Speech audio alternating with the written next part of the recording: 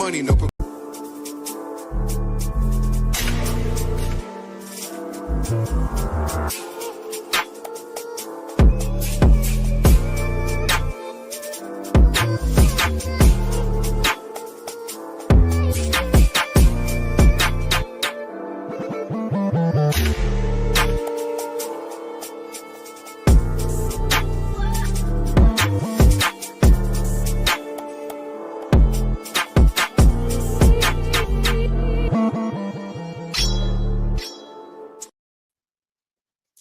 Hello and welcome to Green Diamond Boxing, powered by iBoxingHub. My name is Aiysha, and as always, before we get started, quick shout out to our sponsors, D-Rock. Please check out their clothes on their website at promo code iBoxingHub24 for 40% discount on all their clothing. Today, obviously continuing the Getting to Know the iBoxingHub family series, today I have my brother, the Commissioner, aka Tril Bill, aka Ray Trilogy. How are you, my friend? How are you today? I'm awesome. Thank you for having me. I'm Thank great. you How are you? How are you, my sister? How are you? Yeah, I'm good, thank you. Loads going on, very, very busy, but it's always good. It's always good. Yeah. Good to stay busy. Yeah, let's do it. Let's get into it. So I've obviously introduced you with like 3 different names. My first question is, which is your actual name? Like, what's your name? Listen, I go by Ray Trilogy, but my friends call me Tril. Okay, so Ray Trilogy. Okay. Ray Trilogy, but my friends call me Tril. The Commissioner, I got that from boxing fans. You know, I started this show, Boxing Bros, with my brother and friends, and you know, and the way I guess I carried myself. Everybody, you know, in the comment section, you know, they gave me the name the Commissioner, and it stuck. Everybody kept calling me the Commissioner, and it just stuck. It was one of those names. So that was the boxing fans, the boxing heads. They gave me that name. Oh, that's really nice. So obviously we've had a bit of a short interview previously, which we did for Black History Month, and thank you so much for doing that. I really enjoyed it. I think that it really got a lot of people thinking, and there was a lot of really, really good comments from my workplace as well, and other people that have watched it. So thank you so much, and thank you everyone for joining. And Andrew saying yes, family, Commissioner, the champ, iBoxingHub saying big up our brother from across the way. Yes. And yeah, right, big up to BNG, big up iBoxingHub family. So obviously when we did that last interview, we touched on some of your experiences. You mentioned that when you were younger, you had some time on the streets, you had some time in the gang, you had to go to prison. Obviously, these are all kind of really, really difficult times in your life. What I want to do is just take a step back from that for a second. And if you can just describe your earliest happy memory as a child or in your youth growing up. What's your earliest, most happy memory that you've got? The earliest, most happiest memory that I got as a kid.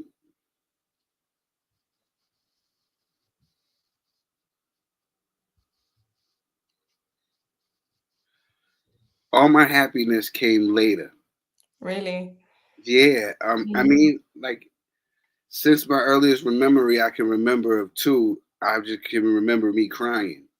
You know what I'm saying? So, like, and thinking about my childhood wasn't really that good. You know what I'm saying? Until after, you know, was nothing really memorable that I was like, oh, this is, you know, the things that I always loved, you know, growing up was like music and stuff like that.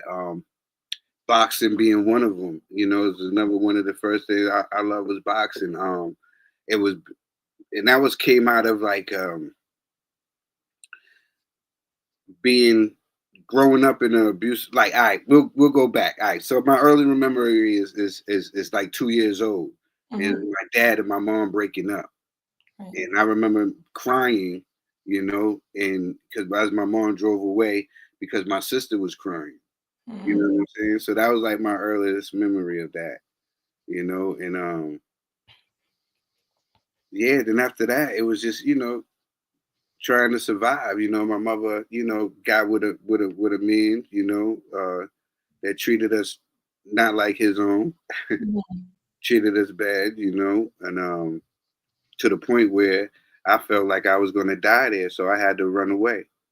So I ended up running away from home, at 12 years old, and ate out of dumpsters, you Mm. know, um, until it was a older guy on the block. He noticed me, but what I'm saying, it was also I have friends. You know what I'm saying? I have friends that would hide me in their closets, under their beds. You know what I'm saying? You know, um, so yeah, as far as happiness, all my happiness came later. You know, Right. later in life. Like Obviously, that time that you had to then join the group of, a gang and then be on the streets for a long time, what was your feelings like, your thoughts like during that time? Obviously, I know that for some people it's like a sense of belonging, like I belong to a gang now, at least I've got people I can kind of rely on. Is that what it's like, or is there something else? Like, obviously I've never been in a gang, don't know what it's like. Can you explain to us what the feelings are, what the thoughts are of somebody in the gang and having to live life on streets? um, well, my experience was totally different from maybe somebody else's experience.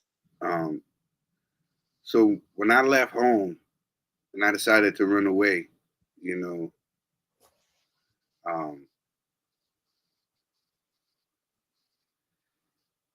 and it was a guy, rest in peace, Nasty. Mm-hmm. What I'm saying? He was one of the older gentlemen. He seen me outside, you know. Um, he was like, "What you doing out here, man? You supposed to be in school, or whatever." And I'm like, I ain't going. I ain't trying to go to school. I left from home, And he was like, "What you trying to do out here?" You know what I'm saying? So I need to eat. He was like, "Man, hop in the car." You know what I'm saying? Hop in the car. He took me to go get a haircut. You know what I'm saying? Get something to eat. And he said, "What you trying to do out here?" You know what I'm saying? So I'm trying to get some money. You know what I'm saying? He get took me to the spot. He was like, "All right, cool. I could give you money, or I could teach you how to feed yourself." You know what Mm-hmm. I'm saying? I said, "How you gonna do that?" He gave me a 50 rock, taught me how to cut it up to 10 dimes. You know what I'm saying? Went outside. He's like, "All you gotta do is stand here. This drugs is gonna sell itself." Mm-hmm. Went outside. Like 15 minutes later, them 10 dimes turned into $100. Wow. I gave him the $100. He gave me a 8 ball. We Mm-hmm. cut that up. You know what I'm saying? Next thing you know, I got a quarter. This was all in one day. I didn't have nowhere to go. I was homeless. I was staying outside. You know what I'm saying? Um, by the end of the night, I had $1,000 in my pocket. And it was like, "Oh, you gotta go get some clothes or something." You know what I mean? Um, then after that, I was like, "There's nowhere for me to go," so I just kept reading up, selling. You know what I'm saying? And stacking the money. And eventually I was able to get a room, a rooming house. At a rooming house, get a room there. Went to Harry the Greeks, got fly, got some clothes. You know what I'm saying? Clothes I was never able to be able to afford, regular. Harry the Greeks used to be a spot where we used to all go and get fresh out here in Boston. So I went there, got some Timbs, got some Adidas, got a couple of gear, and I was good. I was feeling like I was on top of the world. And when I say as far as like the so-called gang or whatever they call it, um, I looked at it as like it was a family. Right. You know, you had people that have came from an abusive home. Yeah. You know what I'm saying? And these was a gentleman that if somebody would ever lay a hand on me, you know what I'm saying, they would defend me. I wasn't used to that. We Mm-hmm. had a code where everybody ate.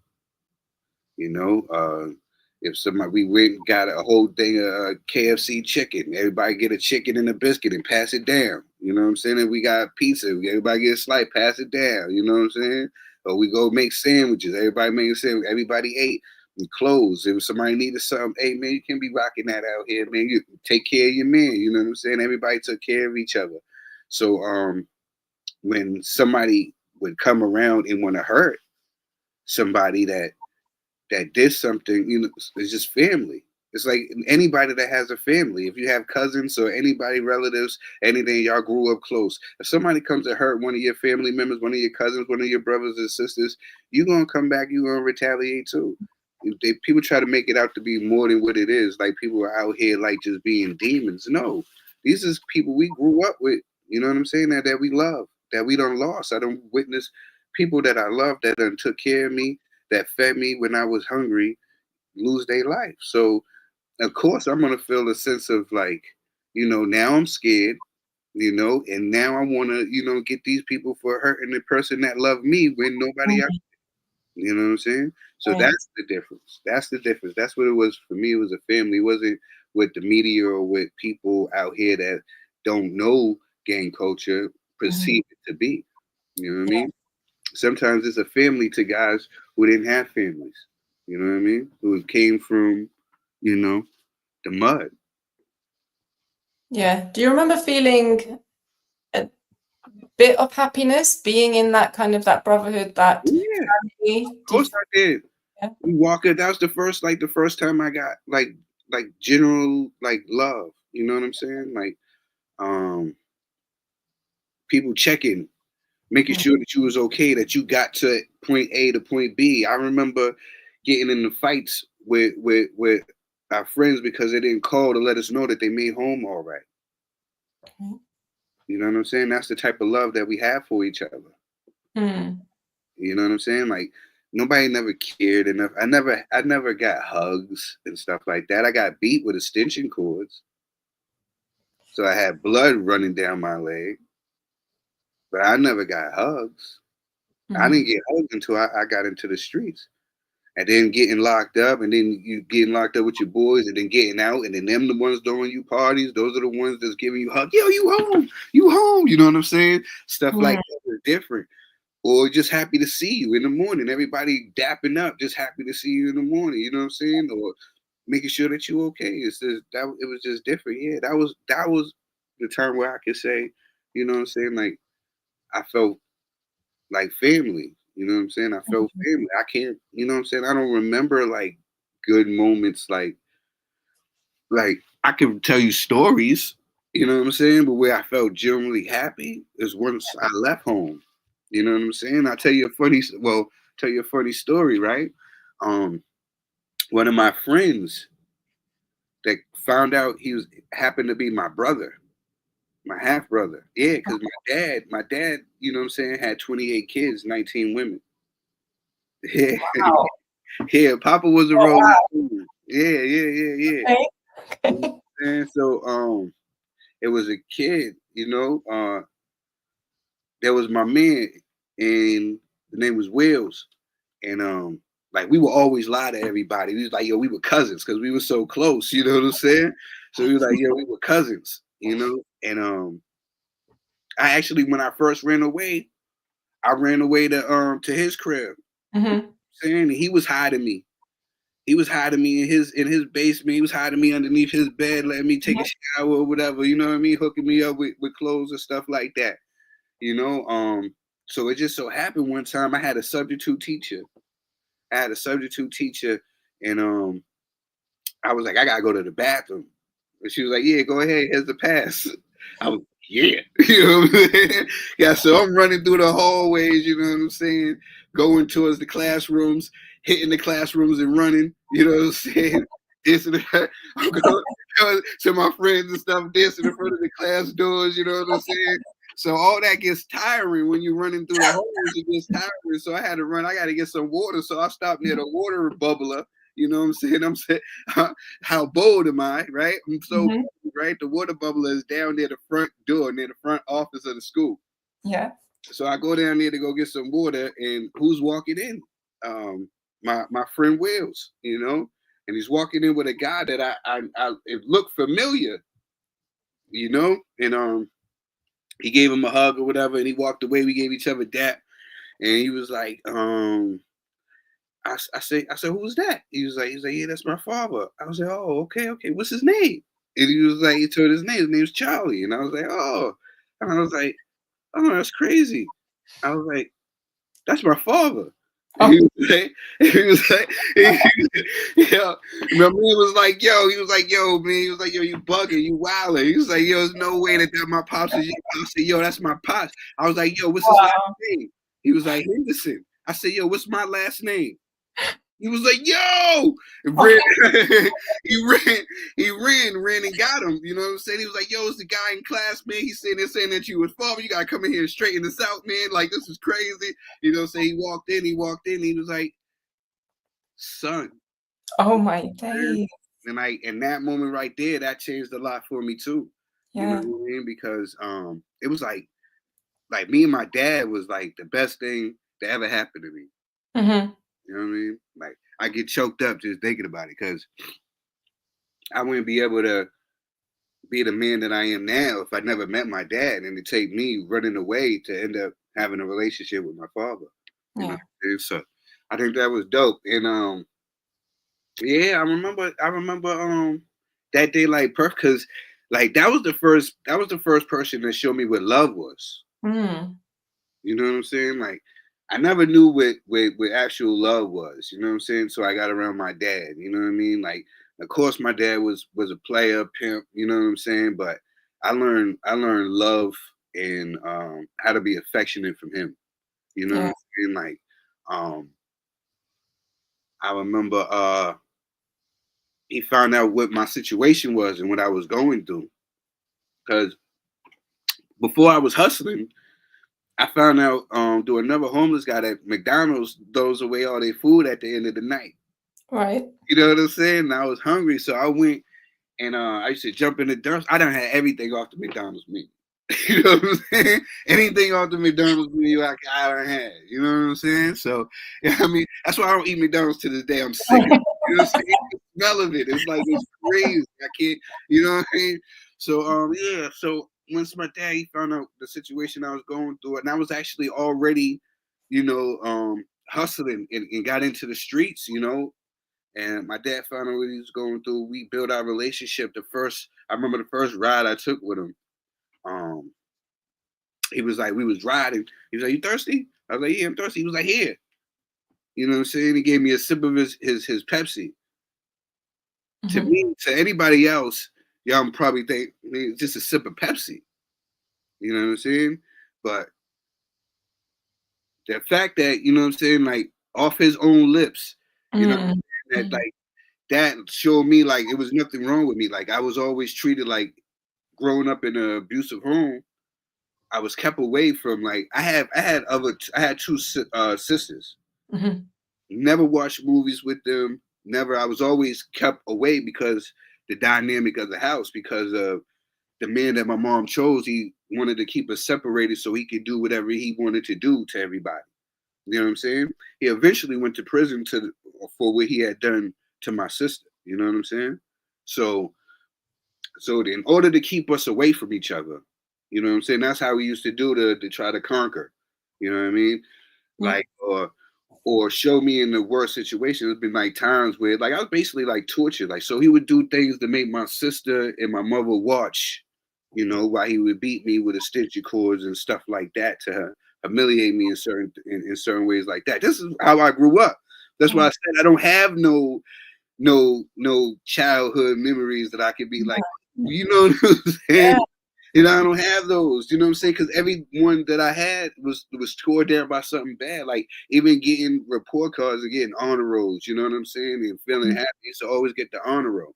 You know what I'm saying? And they would take that and use that against me. Like, oh, you ain't that smart if it wasn't for, you know what I'm saying? I remember being afraid to go to the bathroom because I didn't want to run into, my stepfather in the hallway, so I would pee the bed. Mm-hmm. And that turned into, something I was being beat and being humiliated and having to be in the corner all day from the time I woke up to the time I went to sleep in the corner on my knees. You know what I'm saying? Like, even to this day, like, you know what I'm saying? Like, the relationship with my mother is a little weird. You know what I'm saying? Because many feel like she should have been in prison with him for the things that happened to us when we was kids. You know what I mean? Yeah. But yeah, like I don't have no no no fun memories. All my memories come from after that, like meeting my dad and my dad showing me what love was, because Mm. my dad showed me, it was like he was proud to have me. Like he used to, you know what I'm saying? We walk in the spots, put his arms around me, like, this is my son.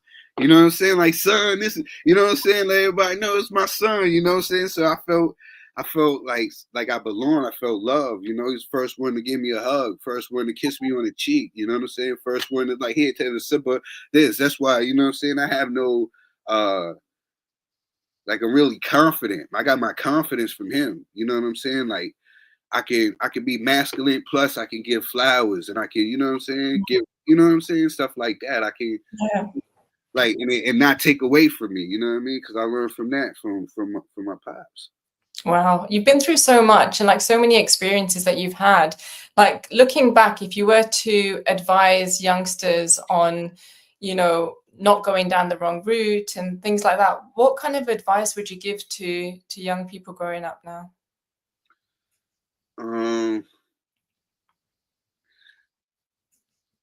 You know what I would tell the young kids is this, because I thought, like, all love ain't good love, right? I always respected my OGs. Mhm. Like, growing, I always respected my OGs, um, until I became one. Mhm. I always loved my OGs and always shouted them out until I became one. Because how can you look at a kid and want them to go through the same stuff that we went through? You know what I mean? Mhm. So yeah, I had ones that put me on, OGs that taught me how to shoot.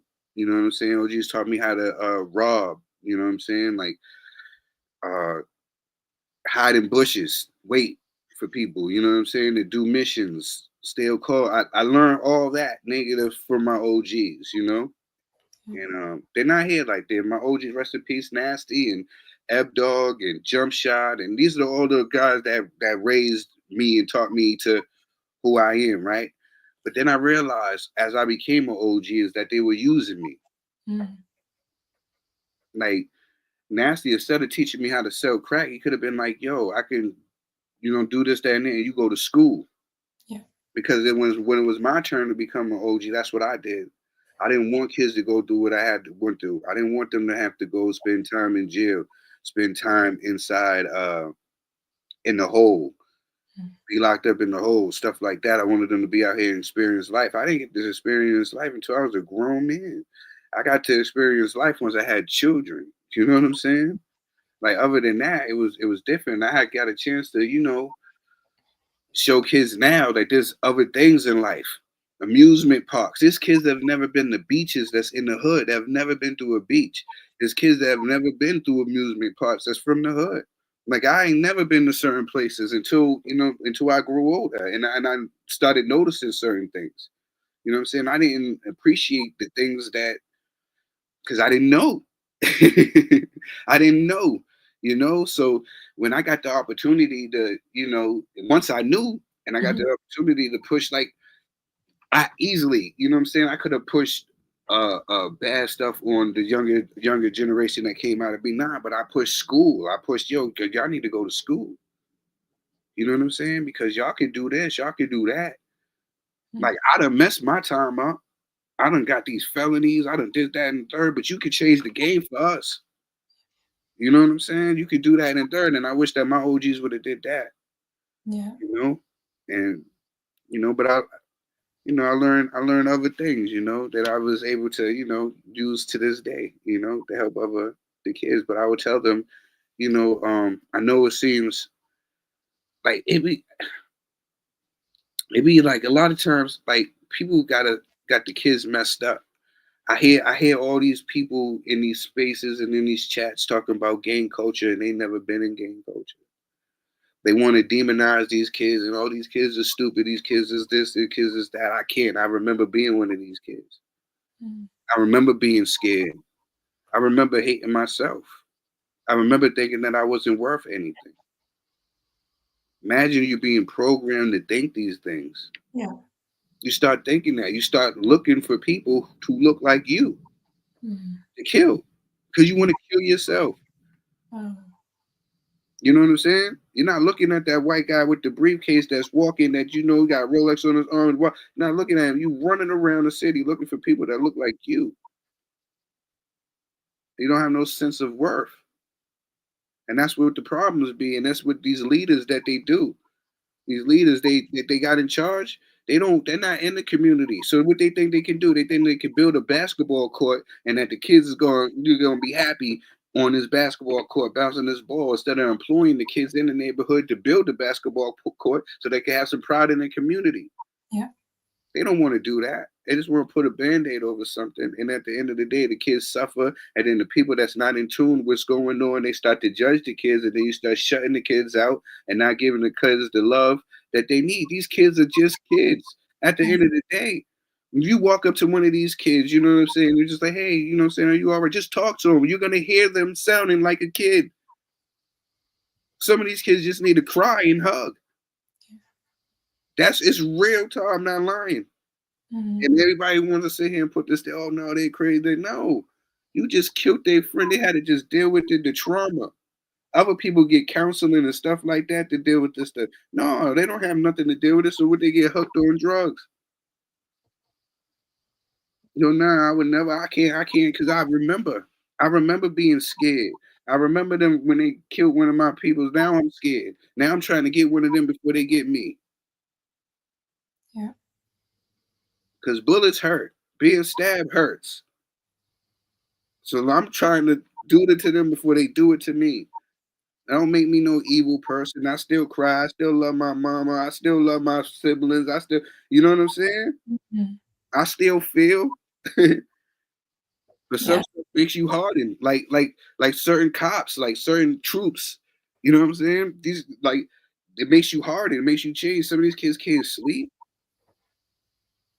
People don't know how it feels. Like you don't know how to you gotta live with that. Like people don't know how it feels like to shoot somebody. Like to really be up close and shoot somebody. Kids don't know what really happens. People don't know what happens. It freaks you out. Yeah, that trauma that it must cause you as well. You know, people just think, oh, you're just being the criminal or the villain or whatever, but actually you're in this situation a lot of the times through no fault of their own, like how you experienced as well, like just trying to get out of a situation and just trying to save yourself at the end of the day, Some places like you just live at a place and you're already messed up. Yeah.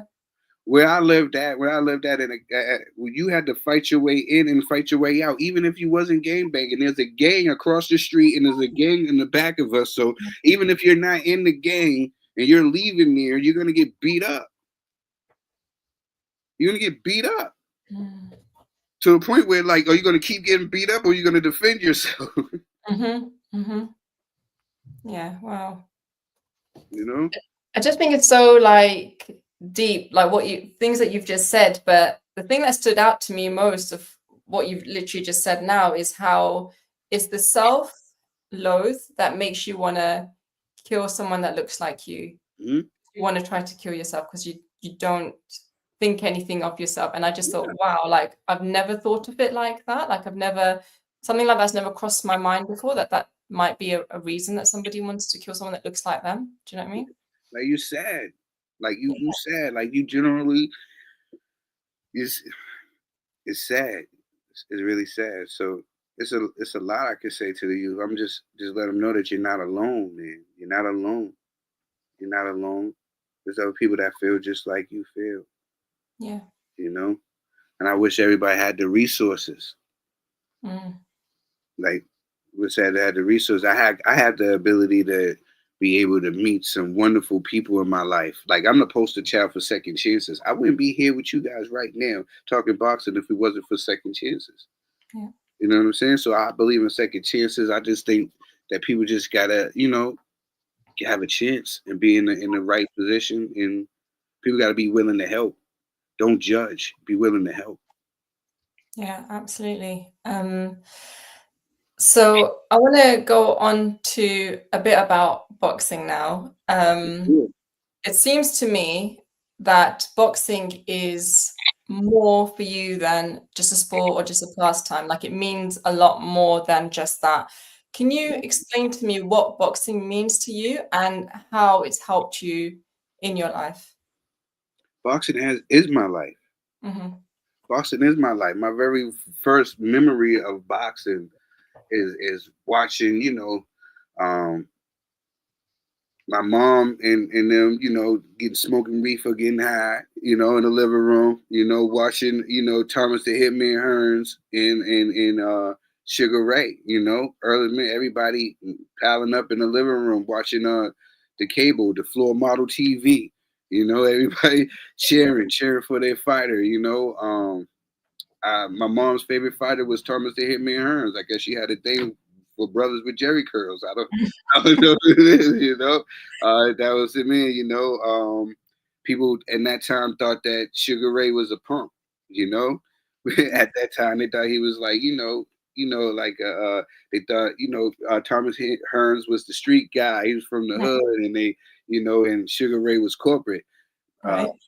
Come to find out, that was far from the truth. You know what I'm saying? Later on in boxing, but yeah, my first and putting on gloves. Um, my stepfather, I remember he had a pair of gloves because he worked in the he was in the Navy, and he brought gloves. He had these gloves, and I remember me and my cousin, they put one glove on me and one glove on my cousin. You know what I'm saying? And I remember us duking it out and me hitting him in the ear with a right hook in the ear and dropped him. He didn't want to box no more. Like that was like that's what I knew. I was like, oh, I love this sport. This is like I can give back what was being done to me. You know what I'm saying? Like I can, Yeah. you know, and yeah, and my life has been boxing match. No matter how many times I've been knocked down, you know what I'm saying? I haven't stayed down. I made sure I got up for the standing eight, because that's what life is about. It's not about how many times you get down. It's about if you Yeah. can get up and keep fighting. You know what I'm saying? So yeah, my whole mockery about my life, even after getting back, and I had a stroke. I had a stroke and I went blind. And getting back physically. Mm-hmm. You know what I mean? Getting back physically, I use boxing to motivate me. Right. You know what I'm saying? Seeing fighters train and do like that, and helping with my confidence. Like everybody thinks that like I'm this big Saul Canelo fan, right? But I actually use Canelo as fuel. Okay. Yeah, I use Canelo as fuel, not solely because I liked his boxing style. It's just because I that was just a fighter at the time that I used for fuel to get Yeah. my body in where I needed to. I was up at like 300 pounds. You know what I'm saying? I went all the way down. I was like, I got to lose all this weight. I'm going to destroy to rebuild. You know what I'm saying? So I went all the way down, 147. Then I went to 154 because I said Canelo was at 154. Then I went to 160 because Canelo was at 168. At 160. Then I said I'm gonna go to 168 because Canelo went to 168. Then I said, all right, cool. Now it's time to go to 175. And by the whole time, you know what I'm saying, building my muscle, and then it's just funny how things work because Yeah. it was like God got me strong, physically strong, to the fact that I look like a action figure, so so I could be able to take care of people that can't take care of themselves. Mm. It's like funny how things work. Yeah. It's funny how things work. You know what I'm saying? Because I was down on myself. I was down on myself, and my brother Caden. I'll always praise my brother Caden, no matter what. You know what I'm saying? No matter what, I always praise him for this because he seen that I wasn't happy. Mm. And he introduced the gym into my life, and that saved my life. That saved my life because from that time I was really trying to feel like I didn't belong here. Feel like I wasn't, and that changed my life. And whatever put it on his heart to call me that day and to put me back in the gym, that was the best thing because I ended up, getting put in a position where now I help people. You know what I'm saying? Like, and I thought about it the other day because there's a old elderly lady. She was outside the building, and she was just walking around in a circle. She didn't know what she was doing. I said, "Can I help you?" You know, say she was lost. She didn't know. I was like, "Oh, it's right here," and I was able to walk her in there. Or when an older person fell outside, I was able to carry them in and make sure to sit them down and get them the help that they needed. Yeah. You know, and I wouldn't have been able to do that because at one point, my whole left side was gone. You know what I'm saying?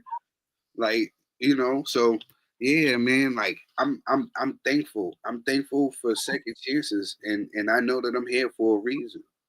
And that's why boxing is been so good to me, because I've always used boxing to fuel me. And then I realized that these boxers had the same lives as me, from Fernando Vargas's to the Chavez's to the Ray Leonard's. Ray Leonard was molested and been through the same things that I've been through. So you know what I mean? Like listen, boxing is everything. Like you play basketball, you play football, you don't play boxing.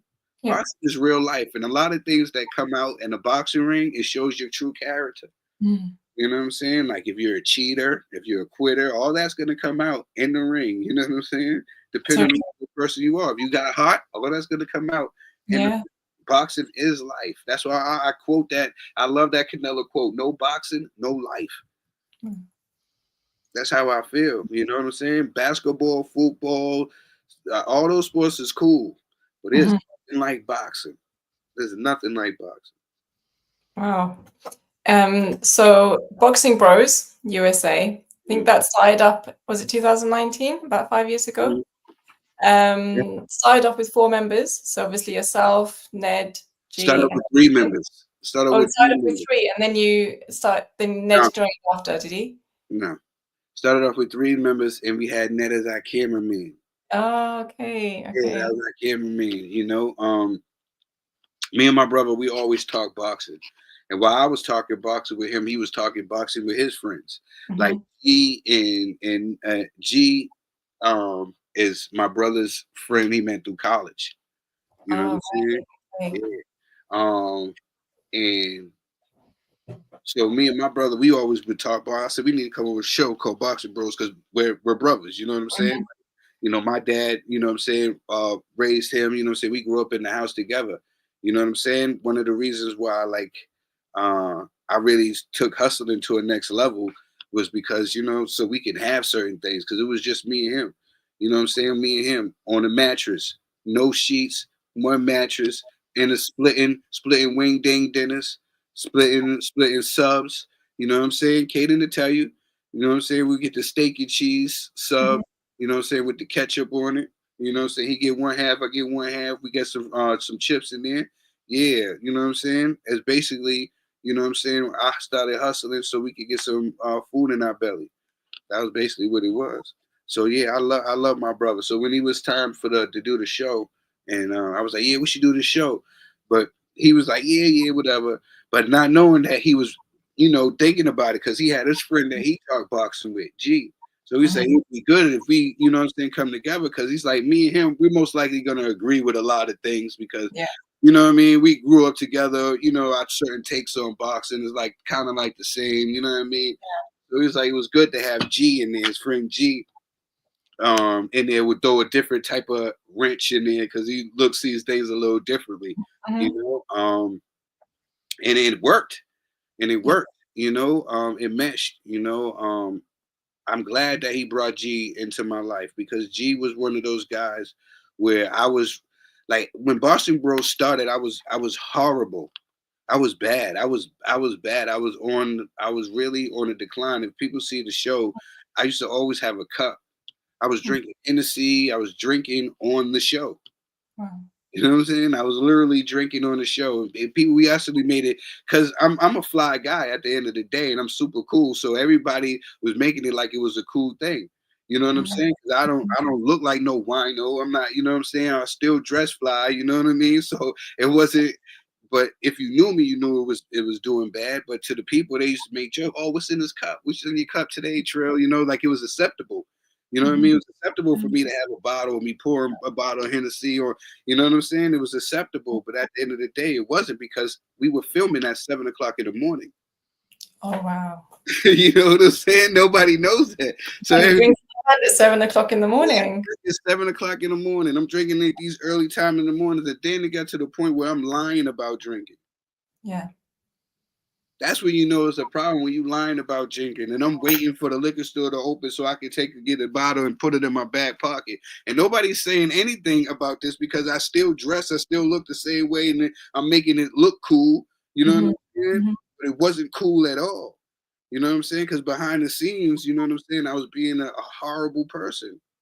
You know, and I done win at it with people on the show.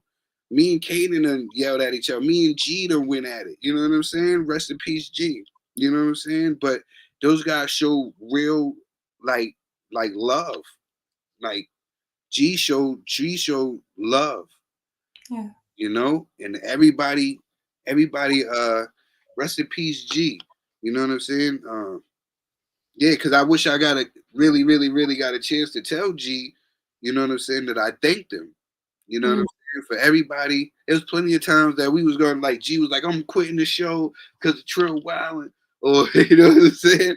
Or because, like, yo, like, I'm not for everybody, yo.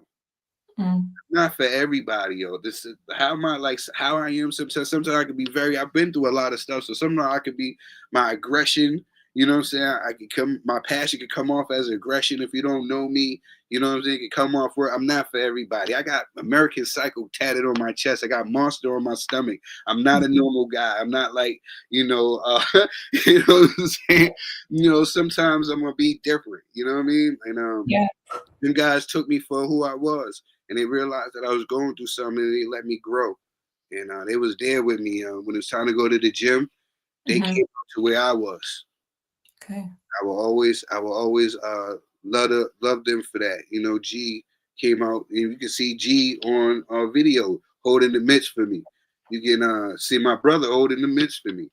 Boxing Bros was more than just a boxing show. It was a brotherhood, and I love my guys, and I love my brother, and I miss G, and what we was able to do was something amazing. That, you know what I'm saying? Yeah, absolutely. And I actually watched back the last show that G was on, and it was so funny. Like his face was hilarious, yeah, because you guys were talking about, I don't know whether you remember the show, but you guys were talking about Anthony Yard and Joshua Bartzi, right? So let me just tell the viewers who haven't seen that one. So they were talking about Yard and Buatsi potentially having a fight together. And you guys are talking about it, Caden's talking about it, and then Ned comes in to say, well, do you know what? There's only going to be eyes on this fight because Anthony Yard's first name is Anthony and Joshua Boatzi's first name is Joshua. So they're going to misread it as Anthony Joshua. And that's the only reason they're going to watch the fight. And G's face was like, what the hell have you been smoking? Nah, G. Yeah, that was G, man. G was not no nonsense, man. You know, he had his conspiracies, man, and we loved him for it, man. Everybody loved him for it because no matter what, he stayed true to what he was doing. You know, he stayed true to who he was. He never backed down. If he was wrong, he'll come and say he was wrong. You know what I'm saying? Other than that, you know what I'm saying? G, he stood 10 toes down. I'm a Miss G. He taught me a lot. You know what I'm saying, about humility, and you know what I'm saying, like, and just being there. I wish everything that, you know, when he was able to, you know, when they helped me, I wish that I had enough time to help him back. You know what I'm saying? But I'm glad that we both found a brotherhood, and we both let each other know that, you know, we loved each other before before he was, you know, he went on to glory. And I remember my best boxing moment gotta be, and I'm sure Caden would say that's the best. I don't care if I go and see whoever fight. The best fight I'm always gonna remember is Wilder, his fight with the Viking, with his name. Yeah, because that's the last fight where we was able to go with G, and we was all able to go and watch that fight with G. So to me, that would be the best boxing match of all time. And Caleb Plant put what's his name, and the dirt, the whole shovel on him. So yeah, I always remember that fight just because that was the fight that we was able to go with. Where yeah, I was there. That's the fight right there. I was there. That was a fight. I always remember that because we was able to take G to go see his man. He loved Deontay Wilder. Really? He loved Deontay Wilder. It was Bomb Squad that died. You know what I'm saying? And he loved Deontay Wilder. So man, I always remember that fight. Wow, it's so nice because obviously you've learned from him and you can share that knowledge now going forward to others as well, which is lovely. Obviously, like when you lose someone quite close to you, for a lot of people, it gives them time to maybe think about life, think about their own life, think about their focus in life and, their goals and what they want to achieve and just sort of, refocus themselves. Did that time make you think about life in a different way at all? It was actually it was funny moment of time with me. It seems like because everything was coming together. Mm-hmm. Everything was coming together in my life as far as like work, finding a good job, all that. Like my life was coming together. Like I was living a happy life, healthy life. I wasn't drinking, sober, was hitting the gym. Everything was great. Then a friend of mine's passed away. And, we was talking about it on Sunday on the air. So when Tuesday happened, actually was the next day. Actually, I thought that because my man had a service. Tuesday happened. My brother called me. I'm thinking my brother's calling me to check up on me about my friend who just passed. Mm-hmm. He called me to tell me that G got rushed to the hospital. Mm-hmm. You know what I'm saying? He had a heart attack. Mm-hmm. He called me to meet him at the hospital, and then that's when I found out that G passed. This is my brother's. This is Caden's best friend. This is my baby brother's best friend. You know what I'm saying? So I had to watch my baby brother, you know what I'm saying, try to process this and deal with this. Now I love my baby brother. I love Caden. You know what I'm saying? He can never do anything wrong in my eyes. You know what I'm saying? Like I love him. Just to see him, knowing that he lost his and how his processing of things go. Because I remember when I lost my dad, he processes things a little different. Mm-hmm. You know what I'm saying? It doesn't hit. His thing is to be strong at the moment, and things that come and hit him later. You know what I mean? That's just who he was. So my thing is, I wanted to be there for him, like he's been there for me, so more. And I seen it in his eyes. I seen it in my brother's eyes. So the only thing I wanted to do was just to hug my brother. You know what I mean? Because he brought G into my life. Mm-hmm.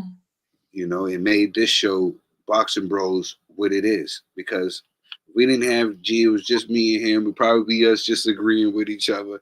And then it probably wouldn't even last that long if they didn't have them guys being as level headed as they was, because I'm really wild. I was really wild. That's why it's funny seeing me with Rico on the show, is because I'm the calm one. You know what I'm saying?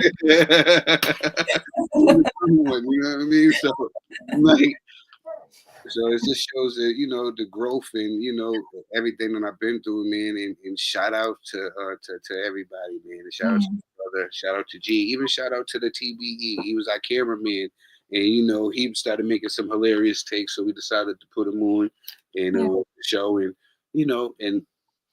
everybody started loving the show. They started loving what we was bringing, and from there, that's what it is. We created a family, a brotherhood. Not that we were the only boxing bros, because that was never what it was. Mm-hmm. Whoever was watching boxing who rocked with us, you was a boxing bro. You was a boxing sis. It wasn't just us. We was just the faces. You know what I'm saying? That made it seem like it was family. We never took the stuff like we were bigger than the people that was watching it, because we was never corny like that. You know what I'm saying?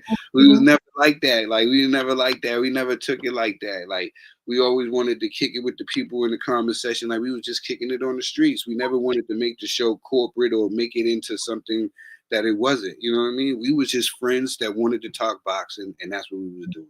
Giving you our unbiased opinion on the greatest sport ever, and that's boxing. Well, I just want to take a moment to big up to people in the comments. So thank you so much, 8-Track, for joining, saying G was my guy, walk with me on this one. And Mr. Neutral, obviously, and Abaso as well for joining and commenting. So thank you guys so much. There's not much time left, and I've already gone over the time that I normally do. There's just so much to talk about. There's so much. There's so much. Just so much. We got this guy called this part 1. Yeah, we're gonna probably have to call this part 1. Your rap music. Let's touch on that quickly. How did you get into that? Where can we find your music? Because I've been looking for it. Like, where can I find it? Okay, I had all my music online. I took it down. I wanted to start all over. I wanted to create my page and do it all over. I started rapping when I was younger. I actually started doing talent shows around I was 8 years old. This was in 1988. See, now you started to do the math, you can know how old I am. But I started doing rapping, and it was a way of therapy. Therapy is therapeutic for me. You know what I'm saying?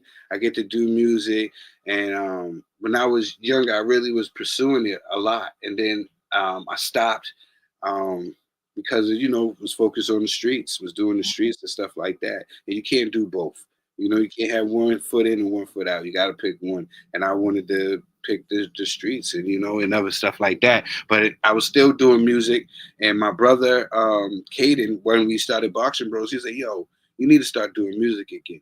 You know what I'm saying? And he said, "You need to know what I'm going to do. I'm going to start putting out your old music." So we started putting out my old music, and the people in the comment section was loving it. So then we need to hear something new. So it made me start recording new music, and it's just been therapeutic for me. And I just been putting out the music. I got it on my YouTube channel. Y'all can go Ray Trilogy. That's my YouTube channel. You can go and see all the music that I've dropped this year. I'm about to put out the album on Thanksgiving. I promise. I'm gonna put it out on Thanksgiving because it's something I've been thankful for, and it's for everybody. It's gonna be on all streaming services. You can go catch that everywhere. It's called The Transformation of Tril. I also have my documentary, that I did a 10-part docu-series of me working out, getting back into shape, called The Transformation of Tril. That's also on the YouTube. You can go check that out. It's basically what it is. I'm not trying to be no rap star. Music is just therapeutic for me. And if somebody likes it, and I'm seeing that a lot of people like it, and I'm gonna do it. I think a lot of people do like it. I really like your activated song. So yeah, well, we're looking for that one. Right, before we close, I need to ask you, who in your opinion is the greatest of all time in terms of boxers?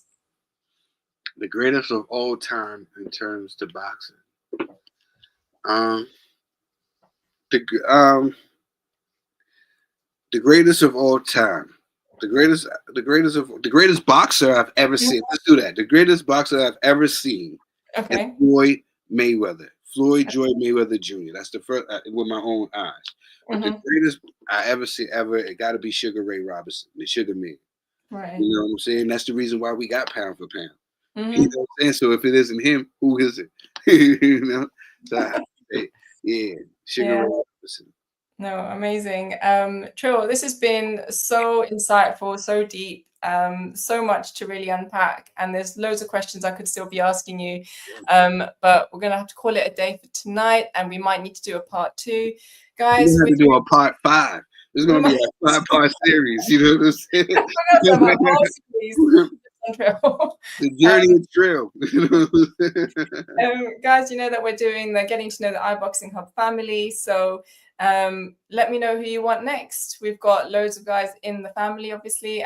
We've done Rico, we've done Trey, we've done Tril. We've still got loads more. So tell me, who do you want me to interview next? Please put it in the comments.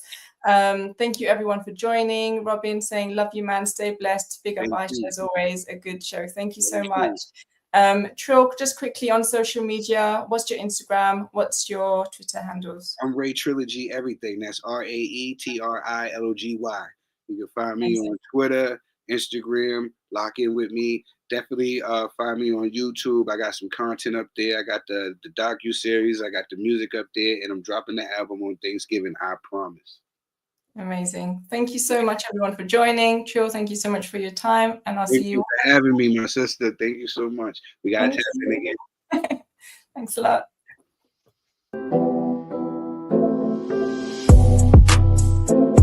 Yeah. This feels good. We're going to go to Boston.